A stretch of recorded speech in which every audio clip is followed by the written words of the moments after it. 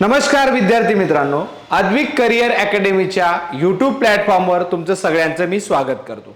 आज आपण एमपीएससी गट ब व गट क या आगामी होणाऱ्या एक्झामच्या दृष्टिकोनातून एक अत्यंत महत्त्वपूर्ण असा टॉपिक जो म्हणजे भारतीय लोकसंख्या आहे, या टॉपिकचा पूर्ण स्टडी आपण आज करणार आहोत।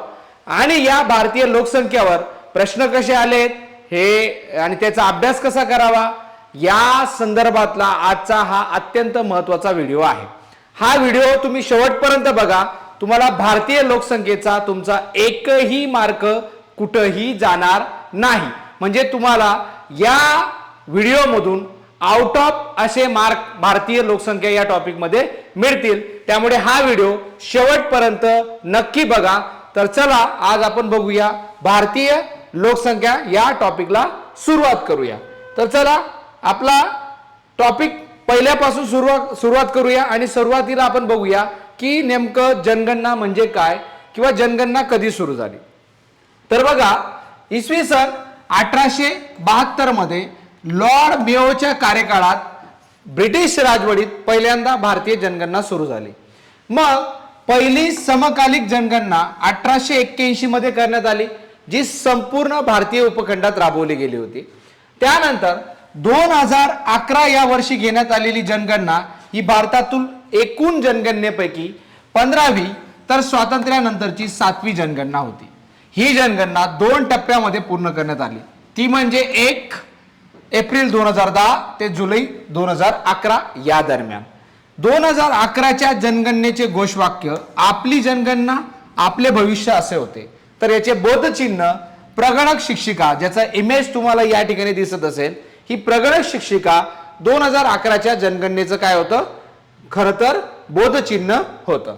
मग या जनगणनेचे भारताचे जनगणना आयुक्त होते सी चंद्रमौली, तर या जनगणनेचे जनगणना संचालक श्री रणजित सिंग देवल हे होते।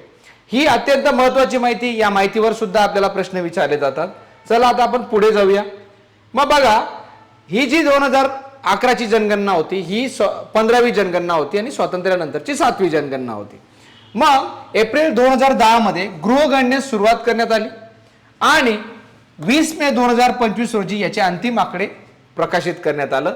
त्यामध्ये मणिपूर मधील सेनापूर जिल्ह्यातील माओपुरम, माओमात, पुरुल हे उपविभाग वगळले गेले होते। मात्र पुन्हा 26 ऑगस्ट 2015 मणिपूरसह अंतिम आकडे पब्लिश केले गेले आणि 26 ऑगस्ट 2015 धर्मनियाय आकडे सुद्धा पब्लिश केले गेले आणि 13 जानेवारी 2016 वयवार आकडे सुद्धा प्रकाशित केले गेले होते।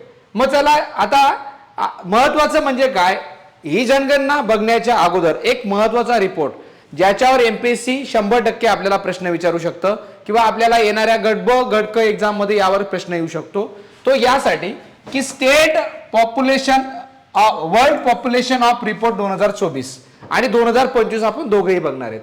2024च्या या रिपोर्टनुसार खरं तर 2022 मध्येच आपण भारताने चीनला ओव्हरटेक केलेला आहे। म्हणजे चीनच्या लोकसंख्येपेक्षा भारताची लोकसंख्या जगात सर्वाधिक लोकसंख्या आहे।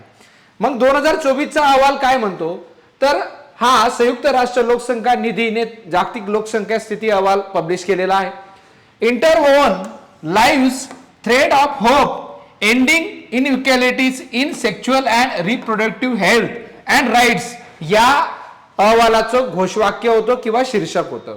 महिलांच्या या रिपोर्टमध्ये छळापासून मुक्त राहण्याचा अधिकार, आरोग्याचा अधिकार, गोपनीयता, शिक्षण, जीवन, भेदभाव यांचा समावेश या रिपोर्टमध्ये करण्यात आला होता। 2024च्या या रिपोर्टचे जर आपण आकडे बघितले तर 144 कोटी लोकसंख्येसह भारत जागतिक स्तरावर आघाडीवर आहे। त्यानंतर चीन 142.5 कोटी लोकसंख्येसह दुसऱ्या क्रमांकावर आहे। आणि महत्वाचं म्हणजे काय, 77 वर्षात भारताची लोकसंख्या दुप्पट होण्याचा अंदाज या 2024च्या अहवालाने व्यक्त केलेला आहे। भारताच्या लोकसंख्येपैकी 68% लोक 1564 वयोगटातील आहेत। त्यानंतर 10 ते 24 वयोगटातील गट 26% आहे, तर 65 वर्ष आणि त्याहून अधिक वयाचे ज्येष्ठ नागरिक लोकसंख्येच्या 7% आहेत, असा हा रिपोर्ट आपल्याला सांगतो। त्यानंतर महत्वाचं म्हणजे भारताचा एकूण प्रजनन दर म्हणजेच प्रजनन वयोगटातील प्रति महिला जन्म 2 असा अंदाज आहे। भारतात जन्माच्या वेळी पुरुष आणि महिलांचे आयुर्मान अनुक्रमे 71 आणि 74 वर्ष आहे असं या रिपोर्टमध्ये सांगण्यात आलंय. 2006 ते 2023 या दरम्यान भारतात बालविवाहाचं प्रमाण 23% होते. हे अत्यंत गंभीर अशी समस्या आहे विद्यार्थी मित्रांनो, की बालविवाहाचं प्रमाण भारतामध्ये हे 23% गेलेलं आहे. त्यानंतर महत्वाचं म्हणजे काय, जागतिक लोकसंख्या ग्लोबल पॉप्युलेशन 2025चा पण अहवाल नुकताच आलेला आहे.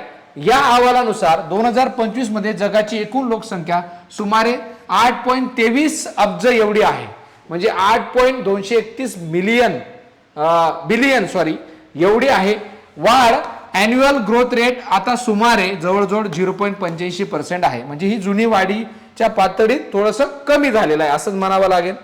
आणि भारताचं जर विचारलं की 2025च्या या अहवालानुसार भारताची स्थिती काय आहे, तर बघा 2025 मध्ये भारताची लोकसंख्या अंदाजे आपण जर बघितले तर ती मी शॉर्ट सांगतो तुम्हाला, 146 कोटी एवढी असणार आहे. म्हणजे 1 अब्ज 46 कोटी एवढी असणार आहे 2025 नुसार. म्हणजे आपण चायनाला तर ओव्हरटेक ऑलरेडी केलंय, पण ती वाढत चाललेली आहे. म्हणजे जी मागच्या 2024च्या अहवालमध्ये 144 होती ती 146 झालेली आहे. भारत आता जगातील सर्वाधिक लोकसंख्या असणारा देश आहे. भारताचा एकूण फर्टिलिटी रेट TFR आता 1.9 आहे. म्हणजे जो आपण जन्मदराबद्दलची जी माहिती बघितली होती ती आता 1.9 आहे.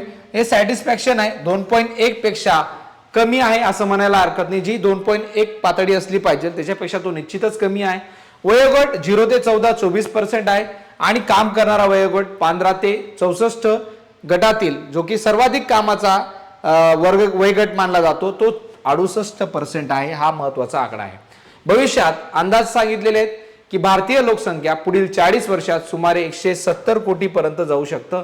म्हणजे 1.7 बिलियन पर्यंत ती जाऊ शकते असं या स्थितीमध्ये सांगण्यात आलेलं आहे. ठीक आहे, चला आता पुढे खऱ्या अर्थाने बघा, तुम्हाला जर ही PDF हवी असेल तर तुम्ही मला 8507464444 या नंबरला मेसेज करून किंवा व्हॉट्सअप करून, खास करून व्हॉट्सअप करा, व्हॉट्सअप करून तुम्हाला ही मी PDF शेअर करून देईन. ज्यांना कोणाला ही PDF पाहिजे असेल तरी तुम्ही शेवटपर्यंत लेक्चर बघा, तुम्हाला ही PDF मी देणारच आहे. मग बघा, लोकसंख्या धोरणाचे भारताचे महत्वाचे टप्पे, म्हणजे भारतीय लोकसंख्या धोरणातले महत्वाचे टप्पे आता बघायचे आपल्याला. आणि इथून खऱ्या अर्थाने आता आपण भारतीय लोकसंख्येचा अभ्यास सुरू करणार आहोत. बघा, मग 1940 मध्ये लोकसंख्या उपसमिती भारतीय राष्ट्रीय काँग्रेस यांनी कुटुंब नियोजन महत्व आणि त्याची गरज विशद केली होती. त्यानंतर 1951 मध्ये पहिल्या पंचवार्षिक योजनेच्या ड्राफ्ट मध्ये लोकसंख्या नियोजन आणि आर्थिक नियोजनासाठी महत्वाचे आहे असं म्हटलं होतं. त्यानंतर 1952 मध्ये कुटुंब नियोजन कार्यक्रम सुरू करण्यात आला. असा कार्यक्रम सुरू करणारा भारत हा जगातला पहिला देश ठरला होता. यासाठी 5% निधी डॉक्टर अब्राहम स्टोन यांची मदत घेतली होती. आणि ध्येय आपलं असं होतं, to stabilise population at a level of consistent with needs of national economy असा हा अहवाल होता, किंवा याचं शीर्षक होतं, किंवा याचं हे ध्येय होतं. त्यानंतर 1956 मध्ये कुटुंब नियोजन मंडळाची स्थापना देखील करण्यात आली. 1957 मध्ये लोकसंख्या प्रशिक्षण आणि संशोधन केंद्र याची स्थापना करण्यात आली. आता याचे नाव आंतरराष्ट्रीय लोकसंख्या शिक्षण संस्था असं आहे. त्याचं मुख्यालय मुंबईला आहे, हे लक्षात राहू द्या. त्यानंतर 1959 मध्ये मद्रास शासन, सध्याचे तामिळनाडू शासनने लोकसंख्या नियंत्रण शल्यक्रिया करणाऱ्यांना रोख मदत सुरू केली होती. त्यानंतर 1961 मध्ये महाराष्ट्र शासनाने ग्रामीण कुटुंब नियंत्रण व शल्यक्रिया कॅम्प लावले, असं म्हणता येईल, कॅम्प लावले. 1963 मध्ये क्लिनिक अप्रोच ऐवजी कम्युनिटी अप्रोच, म्हणजे क्लिनिक ऐवजी आपण समुदाय अप्रोच स्वीकारला. 1966 मध्ये आरोग्य मंत्रालयाअंतर्गत कुटुंब नियोजन विभागाची स्थापना करण्यात आली आणि कॅटेफिरिया अप्रोच स्वीकार झाला. आता हा कॅटेफिरिया अप्रोच काय आहे नेमका, तर जे काही कुटुंब आहे ज्यांनी लग्न नुकतंच झालेलं आहे त्यांच्यासाठी वेगवेगळ्या सुविधा पुरवणं, जसं की म्हणजे निरोध असेल किंवा मग काही गर्भनिरोधक गोळ्या असतील, या पद्धतीच्या कुटुंब नियोजनाचे जे काही साधनं आहेत याची माहिती उपलब्ध करून देण्यासाठी, खास करून ज्यांना हम दो हमारे दो पाहिजे असेल किंवा कुटुंब नियोजन करायचं असेल त्यासाठी उपलब्ध अनेक नियोजन या कॅटेफिरिया अप्रोचद्वारे करण्यात आले होते.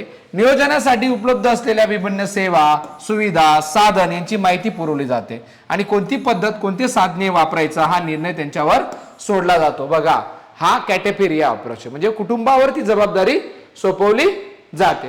त्यानंतर 1961 ते 66 लक्ष आधारित दृष्टिकोन, टार्गेट अप्रोच ठेवला आपण.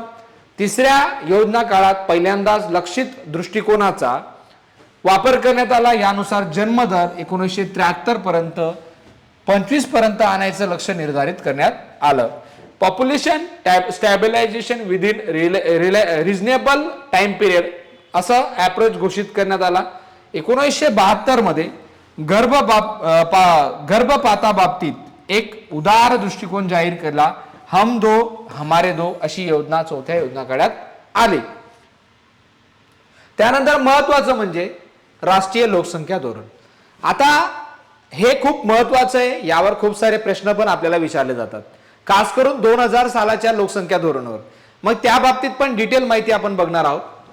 राष्ट्रीय लोकसंख्या धोरण 1976 पंतप्रधान इंदिरा गांधी यांच्या काळात सुरू झालं होतं.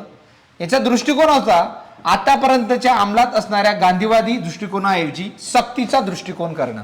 म्हणजे थोडं कंपल्शन होतं. म्हणजे या काळात नसबंदीची प्रोसेस सुरू करण्यात आली होती आणि हा नसबंदीचा मुद्दा खूप गाजला होता.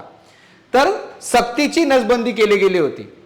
म्हणजे हा अप्रोच त्यावेळेस स्वीकारला, त्यामुळे हे धोरण फसलं होतं असं म्हणायला हरकत नाही.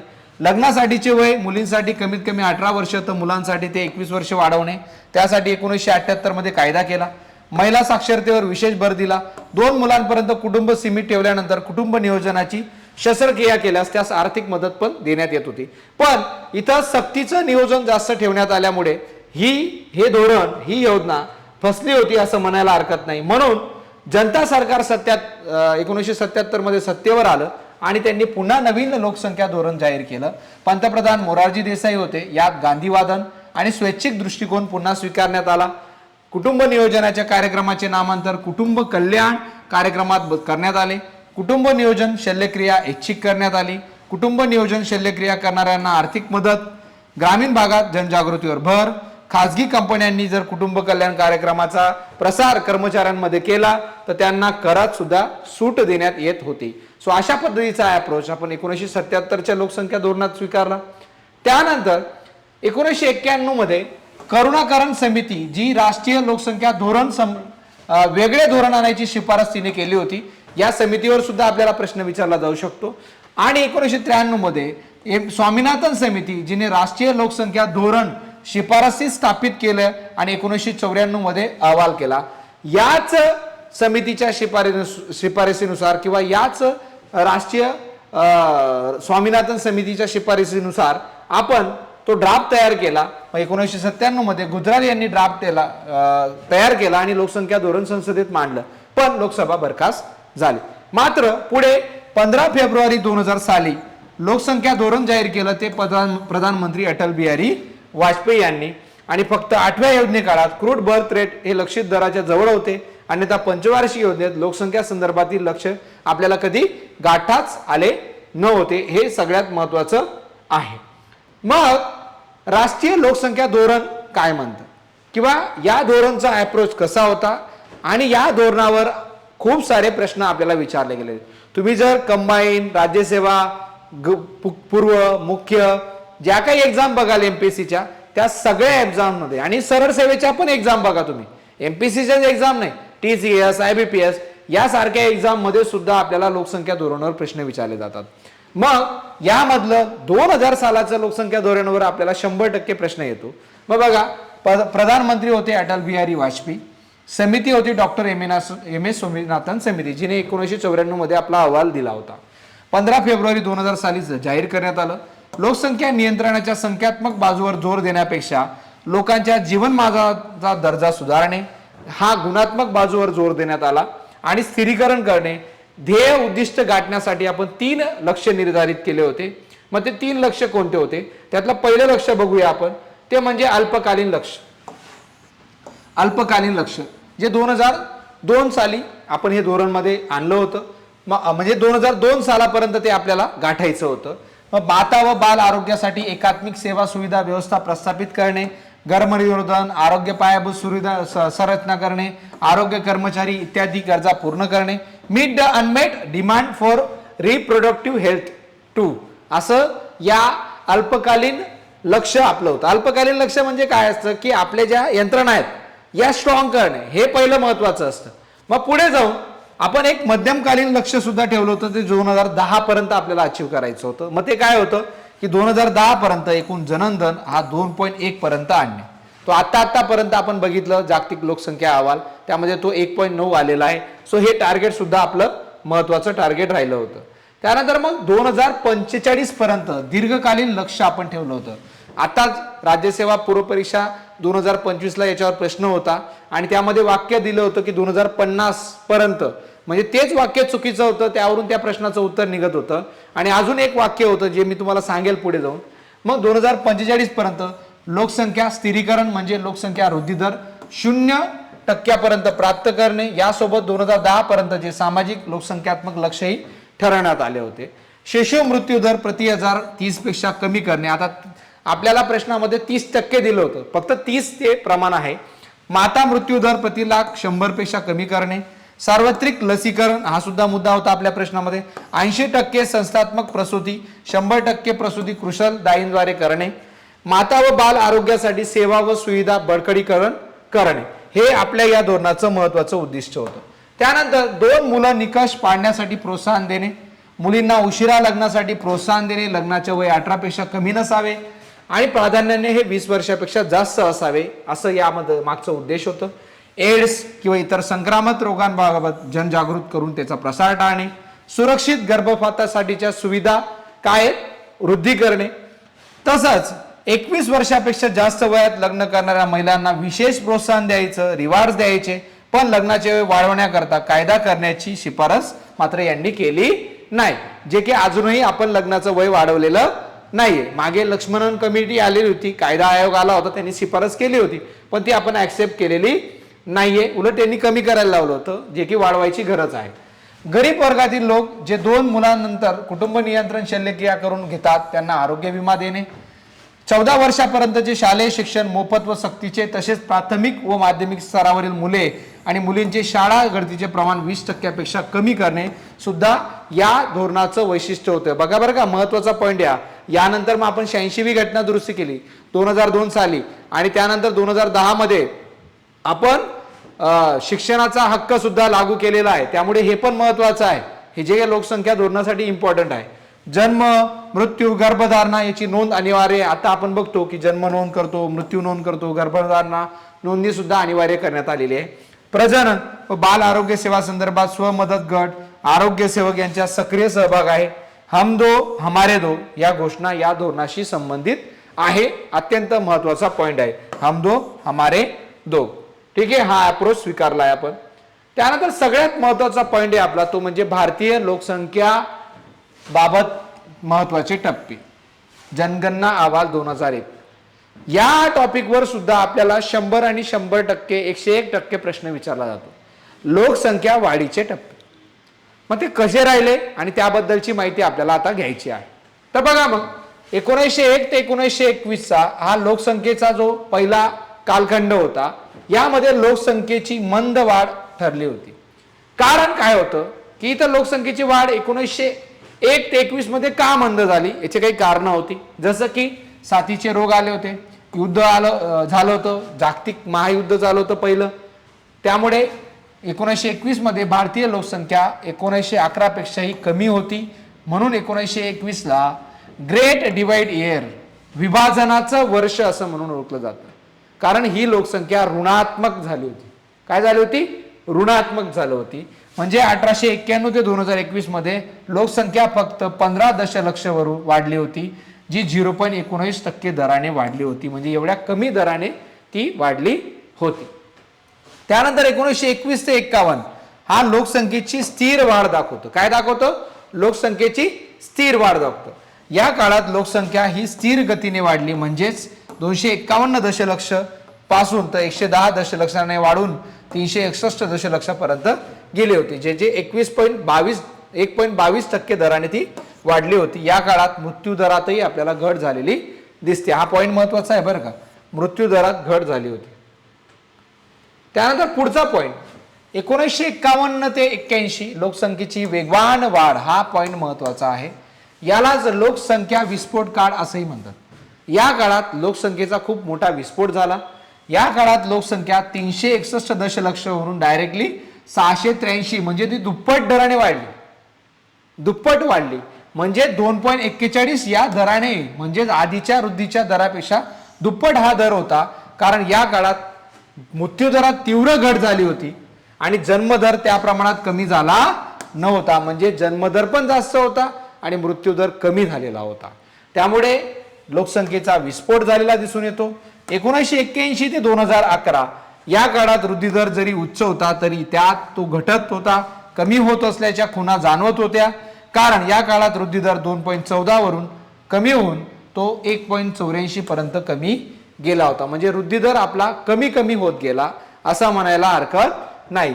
जो की आपल्याला मागच्या जनगणनांवरून पण समजतो. 1991 ते 2001 आणि 2001 ते 2011 यामध्ये जन्म काय म्हणू शकतो आपण त्याला, वृद्धी दर जो आहे तो कमी झालेला आपल्याला दिसून येतो. हे होतं महत्वाचे पॉइंट्स. आता आपण प्रत्यक्षात भारतीय लोकसंख्या किंवा भारतीय जनगणना याच्या फॅक्ट्स बघणार आहोत. बघा विद्यार्थी मित्रांनो, मी एकाच व्हिडिओमध्ये हे सगळं सांगण्याचा तुम्हाला प्रयत्न करणार आहे. म्हणून तुम्हाला थोडंसं फास्ट वाटत जरी असलं तरी तुम्ही यूट्यूबवर कमी स्पीडने फास्ट स्पीडने करून हे व्हिडिओ रिपीट करून पण बघू शकतात. त्यामुळे मी थोड्या स्पीडने, जेणेकरून पटापट तुमचा हा टॉपिक कव्हर होऊन जाईल, हा माझा उद्देश असणार आहे. मग भारतीय लोकसंख्या एकूण लोकसंख्या 121 कोटी होती. 51% पुरुष आणि 48.5% स्त्रिया होत्या. ग्रामीण लोकसंख्या 68.8% होती. शहरी लोकसंख्या 31.2%. आता याच्यावर प्रश्न येतात आपल्याला, ग्रामीण लोकसंख्या किती होती, शहरी लोकसंख्या. दशवार्षिक वृद्धी दर काय होता मग, 17.72% आपला दशवार्षिक वृद्धी दर होता. दशवार्षिक वाढ किती झाली होती, 18.22 कोटी लोकसंख्या वाढली होती. त्यानंतर आपली घनता 2011च्या जनगणनेनुसार 382 होती. लिंग गुणोत्तर 943 होतं. लिंग गुणोत्तर 0 ते 6 वयोगटातलं म्हणजे बाल लिंग गुणोत्तर हे 918 होतं. आणि आपली साक्षरता ही 72.98% होती किंवा आहे 2011च्या जनगणनेनुसार.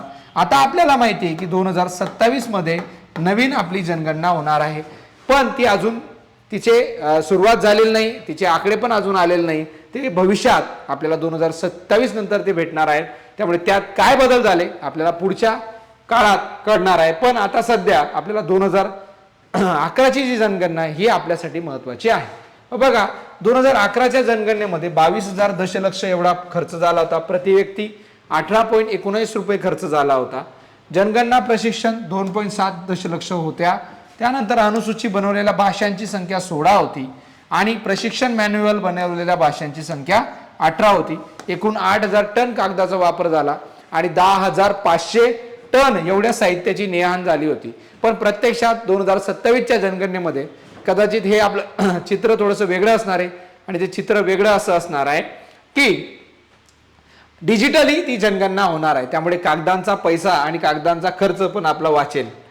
बघा, राज्य कारभारानुसार आपण जर बघितलं तर एकूण राज्यांची संख्या 28 होती आणि केंद्रशासित प्रदेशांची संख्या 7 होती. आता हे बदललंय बघा, आता 28 घटक राज्य आणि 8 केंद्रशासित प्रदेश आहे. यामध्ये बरेच चढ उतार आलेले आहेत. जिल्ह्यांची संख्या 640 होती. उपजिल्ह्यांची संख्या 5,924 होती. पंचायत समितींची संख्या किंवा पंचायतींची संख्या 4,071 होती. नागरी संकुलांची संख्या 475.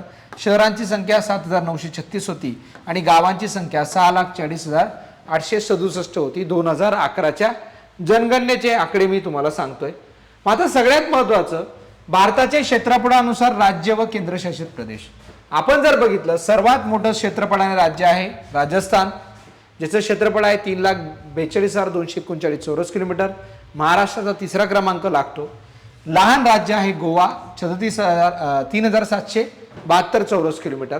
सर्वात मोठा केंद्रशासित प्रदेश अंदमान निकोबार होतं, 8,249. आता बघा, हे कोणत्या जनगणनेनुसार होतं, 2011च्या. आता कोणतं आहे तर 1,53,000च्या आसपास लडाख हे क्षेत्रफळाने सर्वात मोठा केंद्रशासित प्रदेश आहे आता. लडाख, त्या खालोखाल जम्मू काश्मीर, मग त्या खालोखाल तुमचं 1,61,000च्या आसपास आहे ते क्षेत्रफळ, लक्षात राहू द्या. लहान केंद्रशासित प्रदेश लक्षद्वीप 32 चौरस किलोमीटर आहे. मोठा जिल्हा कच्छ 45,752 चौरस किलोमीटर क्षेत्र आहे. आणि लहान जिल्हा माहे आहे बघा, माहे 9 चौरस किलोमीटर आहे. सो आता केंद्रशासित प्रदेश सर्वात मोठा कोणता आहे? लडाख आहे.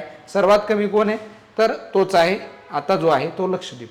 त्यानंतर लोकसंख्या आपण जर बघितली 2011 आणि 2001 आणि 2011.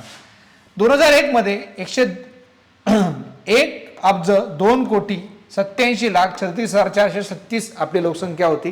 तीच 2011 मध्ये 1 अब्ज 21 कोटी 56 काय म्हणू शकतो त्याला 5,69,573 एवढी झालेली आहे. पुरुष लोकसंख्या आपण जर बघितली तर ती 53,22,23,090 एवढी होती. तर स्त्रियांची संख्या 49,65,14,346 एवढी होती. आता एवढं काय आकडे काही पाठ ठेवू नका. बघा इकडं 62 कोटी पुरुष होते 2011 मध्ये, 58 कोटी महिला होती. एवढंच लक्षात ठेवा. एवढं डिटेल आपल्याला विचारणार नाहीये.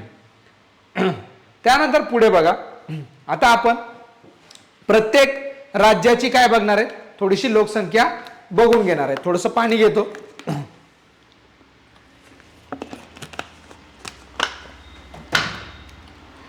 बघा मग लोकसंख्या क्रमनुसार आपण जर बघितलं तर पहिले आपण 5 घेणार आहेत. टॉप 5, टॉप लुजर असं आपण बघणार आहोत. तर बघा मग पहिले 5 कोणते होते आणि पहिले शेवटचे 5 कोणते होते. म्हणजे लुजर म्हणण्यापेक्षा शेवटचे 5 म्हणूयात, असं म्हणणं योग्य नाहीये.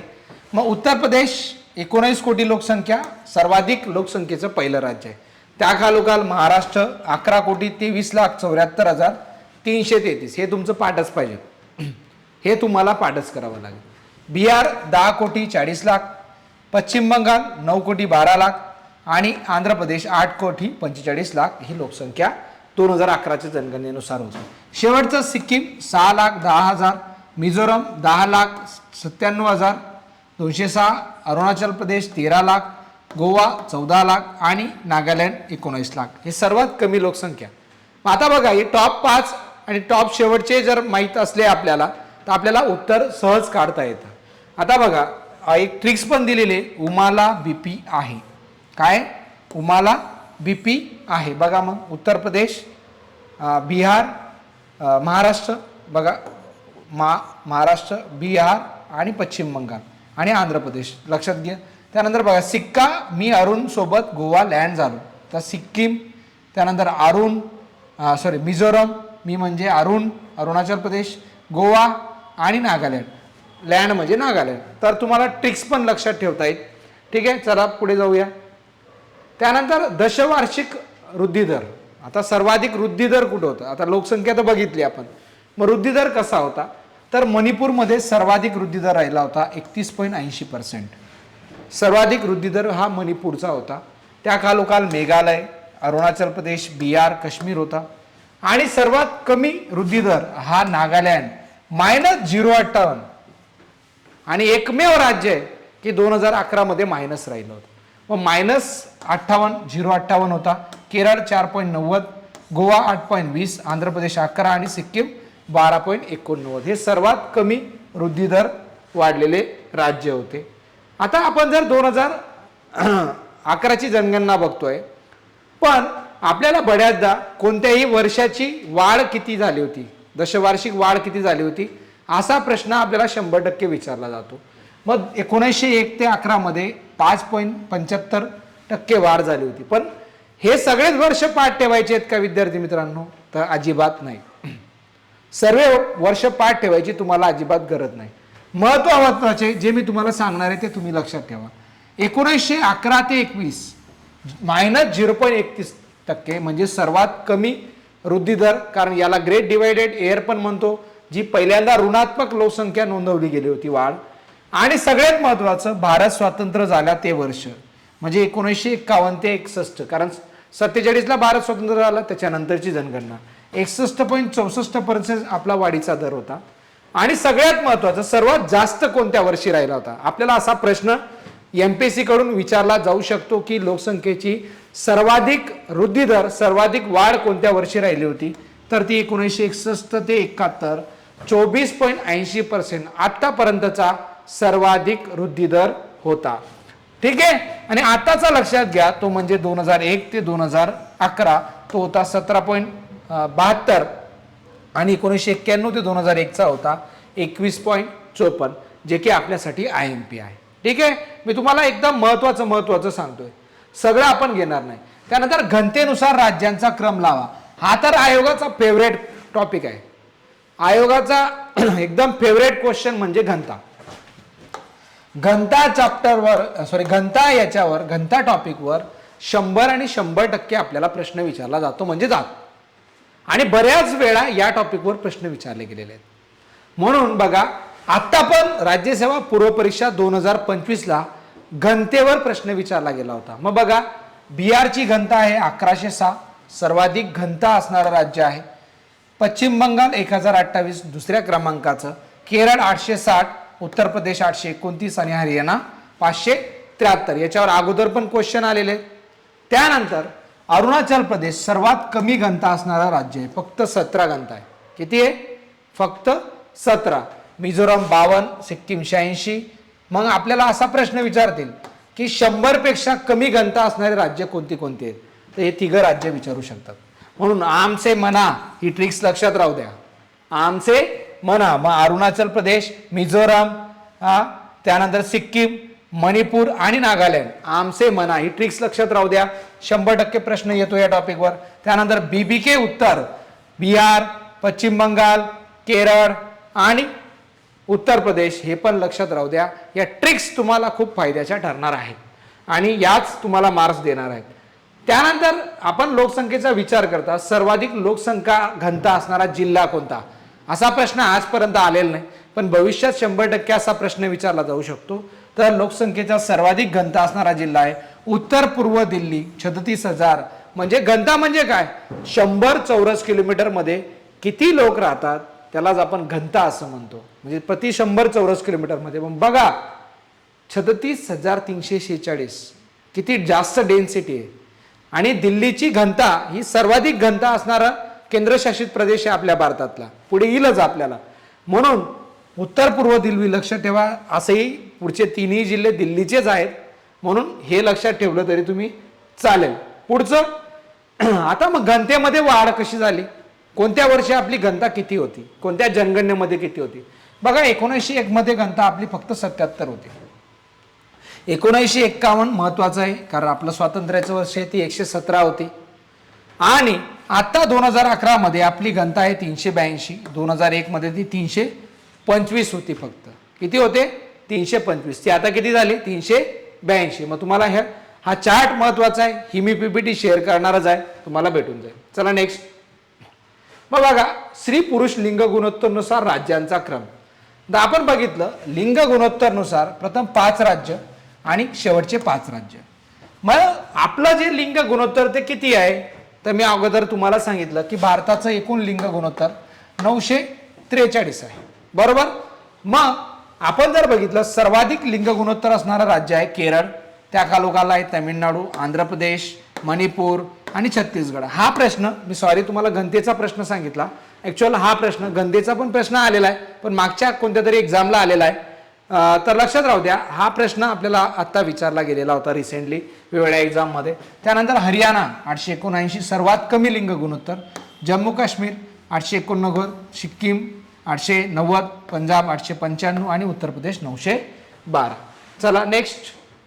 मग बघा, आपण जर केंद्रशासित प्रदेशांचं जर बघितलं तर इथं केंद्रशासित प्रदेशांना पण ऍड केलं तर पॉंडेचेरी हा केंद्रशासित प्रदेश मधला सर्वाधिक लिंग गुणोत्तर असणारा केंद्रशासित प्रदेश आहे. तर सर्वात कमी दमन दीव आहे. बघा, आत्ता नुकताच एक प्रश्न विचारला होता MPSCने.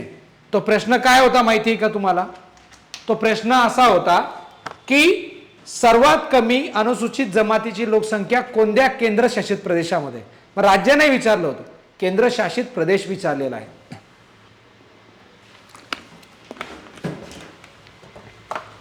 आलं लक्षात? त्यानंतर आपण जर धर्मानुसार लिंग गुणोत्तर बघितलं तर सर्वाधिक लिंग गुणोत्तर हे ख्रिश्चन धर्माचं आहे. कोणत्या धर्माचं आहे? ख्रिश्चन. मग बौद्ध धर्माचं 965, जैन धर्माचं 954, मुस्लिम धर्माचं 951, हिंदू धर्माचं 939 आणि शीख धर्माचं 900. म्हणजे सर्वाधिक कोणाचं आहे? ख्रिश्चन. सर्वात कमी कोणाचं आहे? ते म्हणजे शीख धर्माचं आहे. त्यानंतर बघा सर्वाधिक लिंग गुणोत्तर असणारा जिल्हा कोणता? तर माहे हा सर्वाधिक लिंग गुणोत्तर असणारा जिल्हा आहे आणि सर्वात कमी लिंग गुणोत्तर दमण 534. आपण सगळे पाठ करायची गरज नाही इथं. मेजर हे बाकीचे आकडे मी तुम्हाला पीपीटी शेअर करणारच आहे, त्याच्यामध्ये येऊन जाईल. त्यानंतर साक्षरतेनुसार राज्यांचा क्रम बघा 2011च्या साक्षरतेनुसार राज्यांचा क्रम. केरळ सर्वाधिक साक्षर 94%. आता जर विचारलं तर आता सर्वात पहिलं साक्षर राज्य मिझोरम झालंय नवीन याच्यानुसार, पण 2011 नुसार केरळ होतं, त्या खालोखाल मिझोरम होतं 91.33, मग गोवा 88.70, त्रिपुरा 87.22, हिमाचल प्रदेश 82.80 होतं. तर साक्षरतेनुसार शेवटचं 5 राज्यांमध्ये जर बघितलं तर बिहार 61.80 आणि एमपीएससीने गुगली प्रश्न विचारला याच्यावर. गुगली काय? सर्वात कमी साक्षरता दर असणारं राज्य कोणतं? आणि ऑप्शन मध्ये त्यांनी आपल्याला राजस्थान दिलेलं होतं बघा. तर 66.11 हे उत्तर होतं. राज्यसेवा पूर्व परीक्षा 2025 ला आलेला प्रश्न आहे. अरुणाचल प्रदेश 65.38%. याच्यावरून इलिमिनेशन करून तुम्हाला उत्तर काढता येत होतं राजस्थानचं. झारखंड 66.41, आंध्र प्रदेश 67.2. बघा मग टॉप 5चं तिसऱ्या नंबरचा प्रश्न आलेला आहे. त्यामुळे सांगता येत नाही. इथं गोवा विचारू शकतात, इथं मी त्रिपुरा विचारू शकतात, आयोग आहे. तर हे टॉप 5 आणि टॉप शेवटचे माहीतच पाहिजे तुम्हाला. ओके. मग भारतातील काही जिल्ह्यांचा क्रम तुम्हाला थोडक्यात सांगणार आहे. बघा सर्वाधिक लोकसंख्या असलेले जिल्हे. ठाणे पालघर 2011च्या जनगणनेनुसार सगळ्यात लोकसंख्या होती 1,10,00,000. उत्तर परगणा 1 कोटी लोकसंख्या होती. त्यानंतर सर्वात कमी लोकसंख्या असणारा जिल्हा होता दिबांग घाटी 7,948 आणि सर्वाधिक त्याच्या खालोखाल अजनाव होता अरुणाचल प्रदेशचा. आणि सर्वाधिक वृद्धी दर असलेले जिल्हे कुरुंग कुमे होता अरुणाचल प्रदेश आणि आनम पदुच्चेरी 111% वृद्धी दर होता. बघा हायेस्ट होता. म्हणजे जिल्हे वगैरे विचारत नाही, पण तुम्हाला माहितीसाठी सांगून देतोय. सर्वात कमी वृद्धी दर असलेले जिल्हे लालेंग नागालँड 58.39%. 0 ते 6 वयोगटातील सर्वात जास्त लोकसंख्या असणारा जिल्हा कुपवाडा होता. व 0 ते 6 वयोगटातील सर्वात कमी लोकसंख्येचा जिल्हा कोलकाता होता. सर्वाधिक लिंग गुणोत्तर असलेले जिल्हे माहे हे सर्वाधिक लिंग गुणोत्तर असणारा जिल्हा होता. मी ऑलरेडी तुम्हाला सांगितलं. त्यानंतर सर्वात कमी लिंग गुणोत्तर असणारा जिल्हा दमण होता. ऑलरेडी आपण बघितलं 534 होता. ठीक आहे. 0 ते 6 वयोगटातील सर्वाधिक लिंग गुणोत्तर लाहौल स्पिटी मध्ये हिमाचल प्रदेशमध्ये होता. 0 ते 6 वयोगटातील सर्वात कमी लिंग गुणोत्तर झज्जार हरियाणामध्ये 774 होतं. सर्वाधिक साक्षरता असलेले जिल्हे सेरिस्चेप मिझोराम 98.76% साक्षरता होती आणि ऐजवाल मिझोराम 98.50% साक्षरता होती. त्यानंतर सर्वात कमी साक्षरता असणारा जिल्हा अलीराजपूर मध्य प्रदेश 36.22% साक्षरता होती. त्यानंतर सर्वाधिक घनता असणारा जिल्हा उत्तर पूर्व दिल्ली ऑलरेडी सांगितला मी तुम्हाला. सर्वात कमी घनता असणारा जिल्हा तो म्हणजे दिबांग घाटी. सगळे तिघही दिल्लीचेच होते. हा चेन्नई मुद्दाम आपण तुम्हाला लक्षात राहावा म्हणून टाकलाय. दिबांग घाटी 1 फक्त बघा आणि सांबा 2 हे सर्वात कमी घनता असणारे जिल्हे होते. मग आता सगळ्यात महत्वाचं बघा भारतातील ग्रामीण व नागरी लोकसंख्येचे वितरण जर आपण बघितलं तर त्या दृष्टिकोनातून जर आपण विचार केला तर भारतात 2011च्या जनगणनेनुसार 121 कोटी लोकसंख्या आहे. बरोबर. तर 83.3% लोकसंख्या ही ग्रामीण भागात होती आणि नागरी भागात 37.7 कोटी लोकसंख्या होती. म्हणजे जवळजवळ 83 कोटी लोकसंख्या ही ग्रामीण भागात आणि 36 कोटी लोकसंख्या ही शहरी भागात होती. टक्केवारीचा जर विचार केला तर 68.84% लोक ग्रामीण भागात राहत होते आणि 31.16% लोक हे शहरी भागात राहतात. हेच प्रमाण 102 कोटी होतं 2001 मध्ये. 74 कोटी ग्रामीण भागात होते, 28 कोटी शहरी भागात. 72% लोक त्यावेळेस 2011च्या जनगणनेनुसार ग्रामीण भागात होते आणि 27% हे शहरी. आता हे विचारणार नाही 2001चं, पण 2011 मी हे तुम्हाला फक्त माहितीसाठी टाकून दिलेलं आहे. त्यानंतर ग्रामीण भागातले नागरी लोकसंख्येच्या वृद्धी दरानुसार जर वितरण पाहिलं तर भारत 21.5% आपण बघू शकतो की वृद्धी दर होता 1991 ते 2001 मध्ये, तो 17.72 एवढा होता, तो 3.8 ने कमी झाला आहे. ग्रामीण भागाचा वृद्धी दर सुद्धा कमी झालाय. शहरी भागाचा वृद्धी दर मात्र वाढलेला दिसून येतो, तो 31.8% आहे. ग्रामीण भागाचा तो 12.3%च होता, तो मायनस झालाय. उलट शहरी भागात वृद्धी दर 0.3 ने प्लस झालेला आहे नागरी भागाचा. त्यानंतर लिंग गुणोत्तराचं ग्रामीण व नागरी प्रमाण जर आपण 2011च्या जनगणनेनुसार पाहिलं तर एकूण भारताचा जर विचार केला तर 933 2001च्या जनगणनेनुसार होतं लिंग गुणोत्तर, ते आता 943 आहे, प्लस 10 बिंदूंचा फरक आहे. मग 10 बिंदूंनी ते वाढलेलं आहे. मग ग्रामीण लोकसंख्येचं जर लिंग गुणोत्तर बघितलं तर 946 2001ला होतं, 900 नागरी भागाचं होतं, ते आता 949 ग्रामीण भागाचं आहे. शहरी भागाचं नागरी भागाचं 929 आहे, ते 29 ने प्लस झालंय, इकडं 3 ने ते प्लस झालंय, म्हणजे लिंग गुणोत्तर आपलं प्लसच झालेलं आहे. त्यानंतर 0 ते 6 वयोगटातील म्हणजे बाल लिंग गुणोत्तरचा जर विचार केला तर ग्रामीण भागाचं 2001 म्हणजे भारताचं 927 होतं, ग्रामीण भागाचं 934 होतं आणि नागरी भागाचं 906 होतं. ते 2011 मध्ये कमी झालंय, -0.8 ने झालेलं आहे, ते आता 919 झालेलं आहे, जे की ग्रामीण भागातलं 923 होतं आणि शहरी भागातलं 905 आहे, म्हणजे ते सुद्धा मायनस झालेलं आहे. असा प्रश्न विचारू शकतात आपल्याला.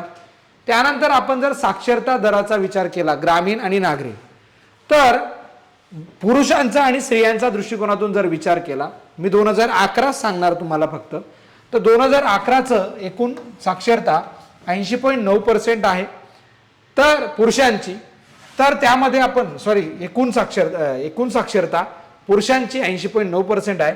ती जर आपण बघितलं तर 77.2% पुरुषांची होती आणि 88.8% ही नागरी भागाची होती. स्त्रियांचा जर विचार केला तर 64% एकूण साक्षरता होती, त्यात 57% ग्रामीण भागात होती आणि 79% नागरी भागात होती, म्हणजे याचा अर्थ नागरी भागात साक्षरतेचं प्रमाण जास्त आहे. त्यानंतर एकूण शहरांची संख्या आणि वर्गीकरण जर 2001च्या जनगणनेनुसार पाहिलं तर नगरे ही 7935 होती, वैधानिक नगरे ही 4041 होती आणि जनगणना नगरे ही 3894 एवढी होती. त्यानंतर ग्रामीण लोकसंख्येनुसार जर आपण राज्यांचा क्रम विचार केला तर सर्वाधिक ग्रामीण लोकसंख्या ही उत्तर प्रदेशमध्ये होती. सर्वात कमी ग्रामीण लोकसंख्या ही सिक्कीम राज्यामध्ये आहे. सर्वाधिक ग्रामीण लोकसंख्या ही उत्तर प्रदेशमध्ये, सर्वात कमी सिक्कीममध्ये, त्या खालोखाल बिहार, मग पश्चिम बंगाल, सर्वात कमी मध्ये सिक्कीम, मिझोरम आणि गोवा.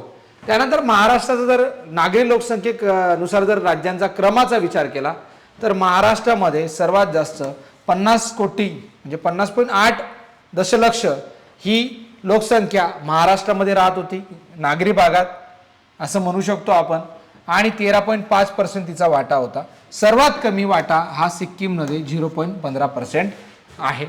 उत्तर प्रदेशमध्ये त्या खालोखाल मग तमिळनाडू तिसऱ्या क्रमांकावर, अरुणाचल प्रदेश आणि मिझोरम असं आपल्याला म्हणता येईल.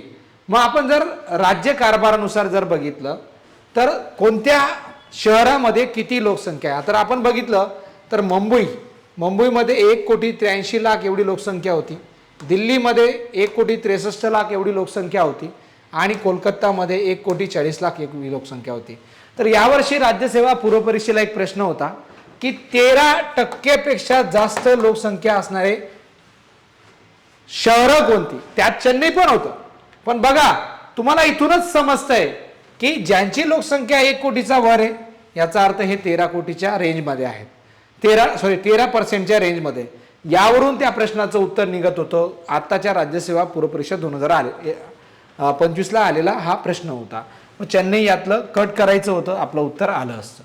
त्यानंतर केरळ, राज्य व केंद्रशासित प्रदेश साक्षरतेनुसार जर विचार केला तर केरळ सगळ्याधिक आहे, त्यात खालोखाल मात्र लक्षद्वीप 91.85 सर्वाधिक साक्षर केंद्रशासित प्रदेश आहे. मग आपल्याला असाही प्रश्न विचारू शकतात, म्हणून मी ते इथं एकत्रित दिलेलं आहे. त्यानंतर आपण जर लिंग गुणोत्तर राज्य आणि केंद्रशासित प्रदेशांचा विचार केला तर केरळ 1084, पुदुच्चेरी 1037, तामिळनाडू 996, आंध्र प्रदेश 993, मग छत्तीसगड 991 आहे. म्हणजेच काय, पुदुच्चेरी सर्वाधिक लिंग गुणोत्तर आणि दीव दमण मी तुम्हाला सगळ्यात कमी म्हटलं होतं. त्यानंतर दिल्ली प्रति घनता जर विचार केला, सर्वाधिक घनता 11,320 दिल्लीची आहे. हा पण प्रश्न येऊ शकतो आपल्याला. सर्वात कमी केंद्रशासित प्रदेशामध्ये जर आपण गेलो तर आपल्याला दिसतं की लक्षद्वीप 2149 प्रति चौरस किलोमीटर आहे. मग चंदीगड आहे, पुदुच्चेरी आहे, दमण दीव आहे. हे आपल्याला घनतेनुसार पण केंद्रशासित प्रदेशांचा क्रम बघता येईल, टॉप 5चे बघता येईल हे आपल्याला. मग आता आपण जर बघितलं तर अनुसूचित जाती आणि जमाती याच्यावर पण 100% MPSC प्रश्न विचारतात. मग अनुसूचित जातीचे राज्य कोणती आहेत आणि अनुसूचित जातीचे सर्वात कमी असणारे आणि अधिक असणारे राज्य कोणती आहेत. मग आपण जर बघितलं तर उत्तर प्रदेश या राज्यामध्ये अनुसूचित जातीची संख्या सर्वाधिक आहे आणि सर्वाधिक प्रमाण मात्र कुठं आहे तर पंजाबमध्ये आहे. तर हे दोघही प्रश्न IMP आहे. बघा, लोकसंख्या सर्वाधिक कुठं आहे तर उत्तर प्रदेशमध्ये. सर्वात जास्त टक्केवारी कुठं आहे तर ती आहे पंजाबमध्ये 31.9%. त्या खालोखाल पश्चिम बंगाल, बिहार, तामिळनाडू, आंध्र प्रदेश हे टॉप 5चे राज्य आहेत. महाराष्ट्राचा अनुसूचित जातीच्या लोकसंख्येमध्ये 6वा क्रमांक लागतो. कितवा क्रमांक लागतो? 6वा. मग पंजाबचं सर्वाधिक प्रमाण आहे. मग त्या खालोखाल हिमाचल प्रदेश, पश्चिम बंगाल, उत्तर प्रदेश, हरियाणा हे टक्केवारीमध्ये अधिक असणारे राज्य आहेत. मग आपल्याला टक्केवारीवर प्रश्न येऊ शकतो. त्यानंतर अनुसूचित जमाती बघा, मध्य प्रदेश सर्वाधिक ST कॅटेगरी ची लोकसंख्या असणारं राज्य, अनुसूचित जमातीचं लोकसंख्या असणारं राज्य आहे.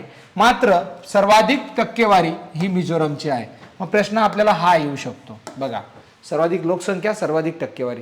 पण आता यावेळेस त्यांनी काय केलं होतं की अनुसूचित जमातीची सर्वाधिक लोकसंख्या असणारं टक्केवारी असणारा केंद्रशासित प्रदेश विचारला होता विद्यार्थी मित्रांनो. केंद्रशासित प्रदेश तर तो आता लक्षद्वीप, आता नुकताच विचारलेला प्रश्न होता. कोण होता? लक्षद्वीप हा महत्वाचा मुद्दा आहे. सो बघा इथं दिलेलं आहे बघा, राज्य व संघराज्याचा विचार करता एकूण लोकसंख्येची अनुसूचित जमातीची लोकसंख्येची सर्वाधिक 94.8% प्रमाण लक्षद्वीपमध्ये असल्याचं आढळते. महाराष्ट्रात एकूण आदिवासी जमातीची लोकसंख्येची टक्केवारी 9.4% इतकी आहे. बघा, आत्ता आलेला प्रश्न आहे, रिसेंटली आलेला हा प्रश्न आहे आणि हा आपल्या पुस्तकात जसा तसा सुद्धा होता. मग बघा, आता अनुसूचित जाती आणि जमाती आपण पाहिलं तर आता शेवटच्या टप्प्याकडे आपण जातोय. तर आपल्याला वेगवेगळ्या जाती कोणकोणत्या राज्यामध्ये कोणत्या अनुसूचित जमाती आहेत यावर सुद्धा प्रश्न कंबाईनला विचारला जातो. मग अबोर अरुणाचल प्रदेशमध्ये, आओ नागालँडमध्ये, कोल छत्तीसगड, मुंडा झारखंड, छोतिया आसाम, भिल्ल राजस्थान, छत्तीसगड, गुजरात महाराष्ट्रामध्ये आहेत. भोट हिमाचल प्रदेशमध्ये आहे, वारली महाराष्ट्रामध्ये, गड्डी हिमाचल प्रदेशमध्ये, गारो मेघालय आसाममध्ये आहे. त्यानंतर अपातनी अरुणाचल प्रदेश, अंगामी नागालँड, कोटा निलगिरी परिसरमध्ये आहे. तोडा पण आहे. कोलाम तेलंगणा, बैंगा छत्तीसगड झारखंड, बदगा निलगिरी पर्वतमध्ये आहे तामिळनाडू, लेप्चा सिक्कीम, चकमा त्रिपुरा, चेचू आंध्र प्रदेश, तेलंगणा, खासी आसाम मेघालयमध्ये आहेत. त्यानंतर आपण जर बघितलं तर गौड छत्तीसगड झारखंड महाराष्ट्र, लुशिया किंवा लुसाई मिझोरममध्ये आहे. मोपला मलबारमध्ये आहे. बघा, मोपला उठाव पण घडलेला होता, त्यावर प्रश्न येऊ शकतो. भुतिया कुमाऊ गढवाल उत्तराखंडमध्ये आहे. जारवा छोटे अंदमान, कुकी मणिपूरमध्ये आहे. कुरुक झारखंड ओडिसामध्ये, अक्का मिशमी डापला अरुणाचल प्रदेशमध्ये आहे. कोरबा झारखंड छत्तीसगडमध्ये आहे. जैतिया मेघालय आसाममध्ये आहे. बोडो आसाममध्ये आहे. हो छोटा नागपूर पठारावर आहे. सो आपल्याला या आदिवासी लोकसंख्येवर प्रश्न येतात. मग बघा, अजून मुरिया बस्तरमध्ये आहे. सेमा नागालँड, गुज्जर हिमाचल प्रदेश, मिकीर आसाम, मीना राजस्थान, तोडा निलगिरी पर्वत मी ऑलरेडी बोललो होतो. संताळ पश्चिम बंगाल, हजारीबाग झारखंड ओडिसा बिहारमध्ये सापडते. खौंड ओडिसा, उर्ली केरळ, ओरेओन पश्चिम बंगाल झारखंड छत्तीसगड आणि बक्करवाल हे जम्मू काश्मीरमध्ये आहे. सो अशा पद्धतीने आपल्याला या काही महत्त्वाचे जे टॉपिक होते लोकसंख्या संदर्भातले ते आपण बघितलेलं आहे. आता आपल्याला सगळ्यात महत्त्वाचं काय की धार्मिक लोकसंख्या. आता धार्मिक लोकसंख्येचा जर विचार केला तर या बाबतीतला जो माहिती आहे तो आपण पुढच्या जो व्हिडिओ असणार आहे आपला, त्या व्हिडिओमध्ये आपण धार्मिक लोकसंख्येची माहिती घेणार आहोत. सो तुम्हाला ही PPT जर तुम्हाला पाहिजे असेल, ही PDF जर तुम्हाला पाहिजे असेल, तर तुम्ही 8507 46 44 44 या नंबरला मला व्हॉट्सअप करून, काय करून, व्हॉट्सअप करून तुम्हाला ही PPT, ही PDF मी शेअर करून देणार आहे. 100% ही तुम्हाला आगामी एक्झाममध्ये फायदेशीर ठरेल, कामात ठरेल. तुम्ही जर अद्विक करिअर अकॅडमीचं यूट्यूब चॅनल सबस्क्राईब केलं नसेल तर निश्चितच सबस्क्राईब करा आणि या व्हिडिओला लाईक करा, असं मी म्हणेल. धन्यवाद.